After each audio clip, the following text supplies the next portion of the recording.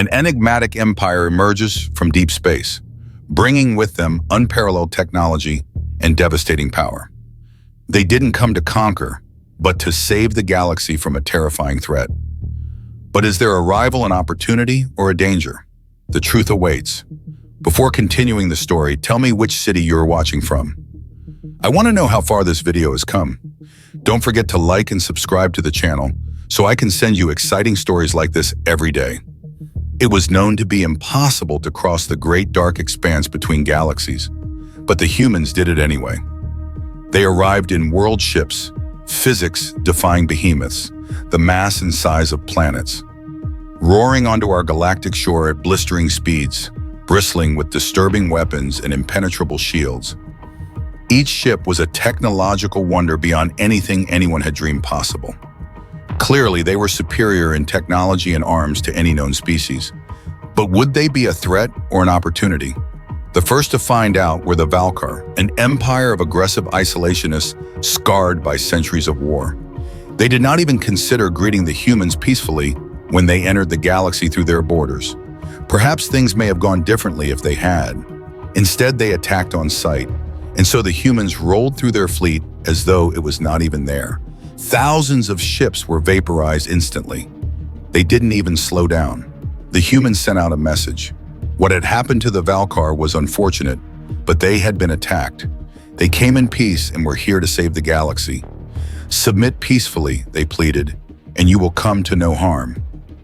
In the name of the greater good, we will set you truly free. The galactic community at this time was a complex web of alliances dominated by warring factions of ancient enemies. In an era of constant war and strife, in which slavery and genocide were common and struggle and sacrifice were mundane, none were open to trusting the humans, and so their pleas fell on deaf ears. The destruction of the Valkar had sent shockwaves across space as every empire scrambled to defend themselves, and the humans were greeted with hostility at every turn. To their credit, they showed restraint.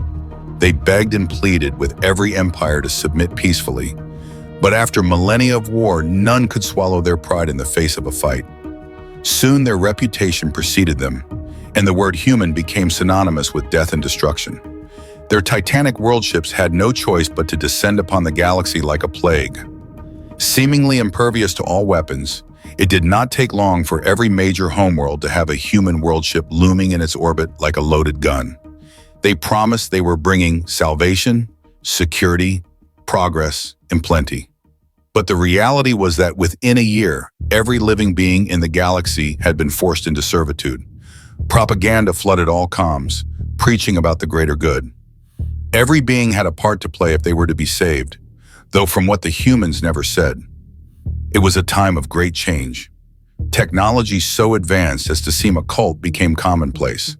An intergalactic network was created, allowing for instantaneous transfer of information across impossible distances. A standard currency was introduced, and species were forced to coexist and cooperate with each other as they never had before. Despite all this, they were not benevolent masters. Productivity ruled above all. Beings grew old and died working the same job they were assigned at adulthood. The wondrous technology was used only to strip planets of their resources and further the material gain of the humans. The galaxy was converted into an advanced and convoluted chain of production, in which every non-human was a tiny, insignificant cog. None knew their purpose in the machine. There was no choice, no freedom. They painted themselves as saviors, but after all, flowery speeches about shared destiny, unity, and the common good fall on deaf ears when you spend every hour working your fingers to the bone in a dark mine. They had a saying, an iron fist in a velvet glove, that described their attitude. They were not above treating their slaves with smiles and kind words, but if a planet didn't meet its quota, they would introduce production initiatives to improve things. The velvet was removed to reveal the iron. The teeth behind the smile grew pointed, and the kind words turned hard. If you treat beings as tools, it is inevitable that they will rise against you. It was very early on when the Drakkar rebelled. They saw themselves as honorable warriors and could not tolerate the idea of being trodden beneath the heel of the humans, never mind the fact that they had been employing slaves for millennia. The humans dropped a single bomb on their homeworld, releasing a virus that tore through the population in days. They were decimated, and within a week, the workers had been replaced with other species from Zarvis, with barely a blip in production. In their announcement, the humans spoke at great length about the greater good of the galaxy and shared responsibility to the future. "You think us monsters," it said, "but we are nothing compared to what we are trying to save you from." Most assumed it was a falsehood, invented to lend plausibility to their heinous crimes. It was shamefully dishonorable, but effective in its messaging. The will of the galaxy was broken, and none rebelled after that. Fewer than 150 cycles passed like this. The downtrodden masses lived and died in servitude until one day the order was given to cease production. For the first time since their arrival, the galaxy once again ground to a halt. The day the humans had been preparing the galaxy for had finally come. Another extragalactic visitor had been detected, arriving from the same direction they had so long ago. It was far sooner than they'd expected, they said, with only a cycle left before their arrival.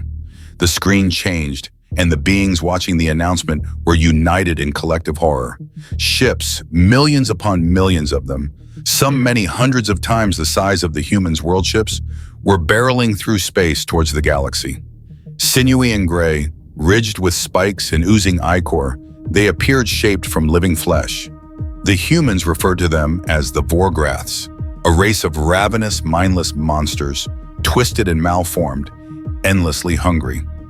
The greater good had been real all along.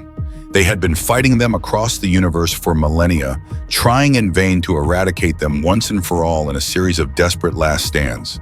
They had arrived in the galaxy ahead of them to unite and guide the species there to victory, for the Vorgrath's only goal was to consume until the complete and utter decimation of all life.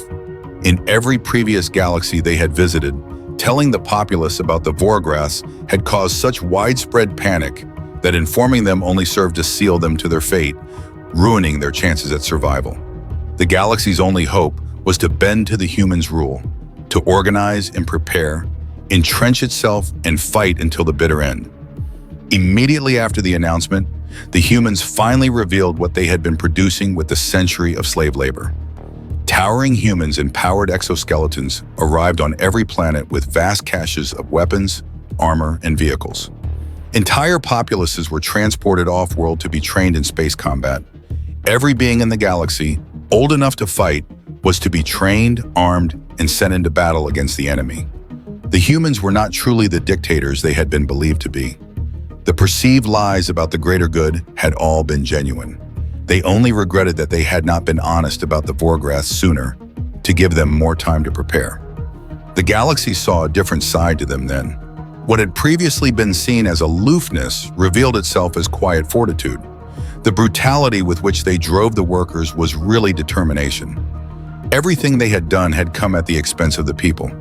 True, but it had genuinely been done for the greater good. The Vorgraths, when they arrived, were everything the humans had promised them to be.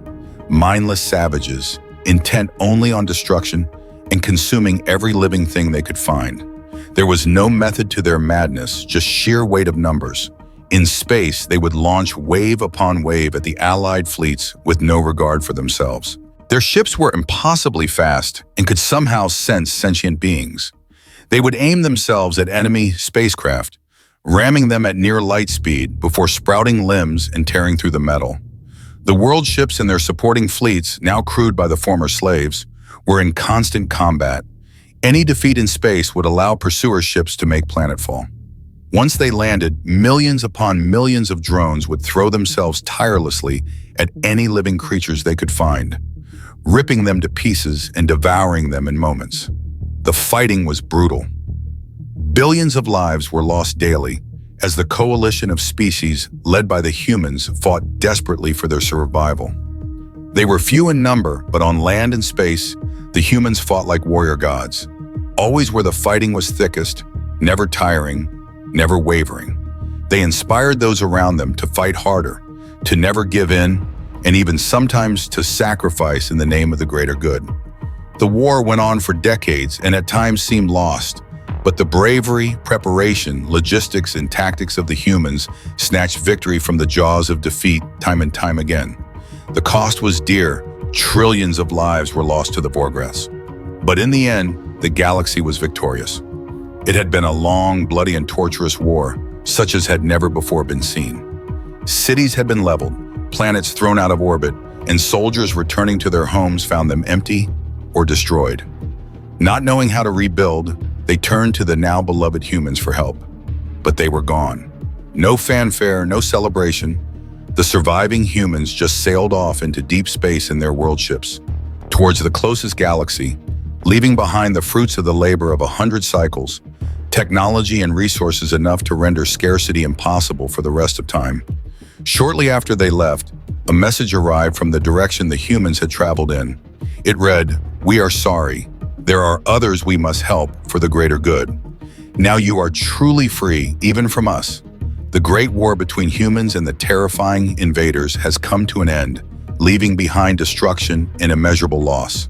We've witnessed the sacrifices, resilience, and the profound pain experienced by the galaxy's inhabitants as they fought to preserve life. Yet this story carries a powerful message about the sacrifices made for a greater cause, about enduring hardships in exchange for lasting peace and freedom.